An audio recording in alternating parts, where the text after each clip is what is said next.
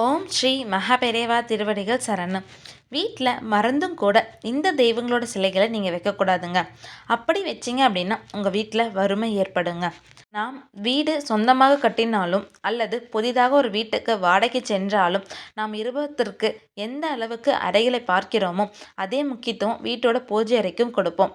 ஏன் வீட்டில் பூஜை அறை தயார் செய்ய இயலாதவர்கள் கூட ஏதேனும் ஒரு இடத்தை இறை வழிபாட்டு செய்வதற்காக தனியாக ஒதுக்கி வச்சிருவாங்கங்க.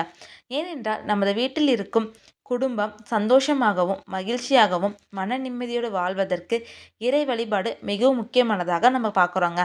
அதனால் வீட்டில் பூஜை அறைக்கு என்ற ஒரு இடத்தை உருவாக்கி அங்கு இறை வழிபாடு செய்து நம்மளோட வீட்டில் தெய்வ சக்தியை அதிகரித்து கொள்வோங்க. ஆனால் கடவுளுக்கு என நாம் பூஜை செய்யும் அறை வைத்து அதற்கென்று தனியிடம் ஒதுக்கி தினசரி இறை வழிபாடு செய்யும் நாம் ஒரு சில தெய்வ சிலைகளை பூஜை அறையில் வைத்து வழிபடக்கூடாதுங்க. அதை பற்றி உங்களுக்கு தெரியுமாங்க?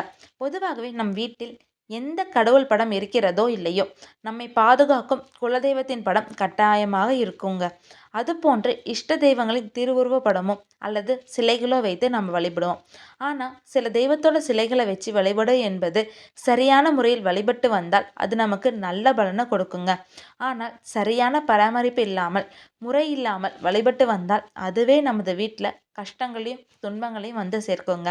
அப்படி நாம் என்னென்ன சிலைகளை பூஜை அறையில் வைத்து வழிபடக்கூடாதுங்கிறது உங்களுக்கு தெரியுமாங்க?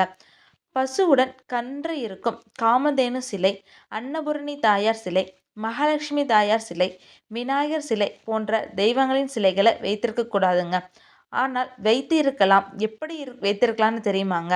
நாம் வைத்திருக்கும் சிலைகள் எல்லாம் ஒரு அங்குலம் அளவில் தாங்க இருக்க வேண்டும். அதற்கு மேல் உயரமுள்ள சிலைகளை வைத்து வணங்கும் போது சரியான வழிமுறைகளை கடைபிடித்து பூஜை செய்து நெய்வேத்தியம் படைத்து வணங்க வேண்டுங்க. நாம் சிறிய தவறு செய்தாலும் கூட அதன் பாதிப்பு பெரிதாக இருக்குங்க. அதனால் இதுக்கு முன்னாடி நான் சொன்ன அந்த காமதேனு சிலை, அன்னபூர்ணி தாயோரோட சிலை, மகாலட்சுமி தாயோரோட சிலை, விநாயகர் சிலை இதை ஒரு அங்குலத்துக்குள்ளே நீங்கள் வச்சு வழிபடலாங்க. அப்படி இல்லையா அதற்கு மேலேயும் பெரிதான சிலைகளை வச்சு வழிபட நீங்கள் ஆசைப்பட்டீங்கன்னா முறையான வழிபாட்டு முறையும் நெய்வேத்தியத்தை வைத்து நீங்கள் வழிபடுங்க.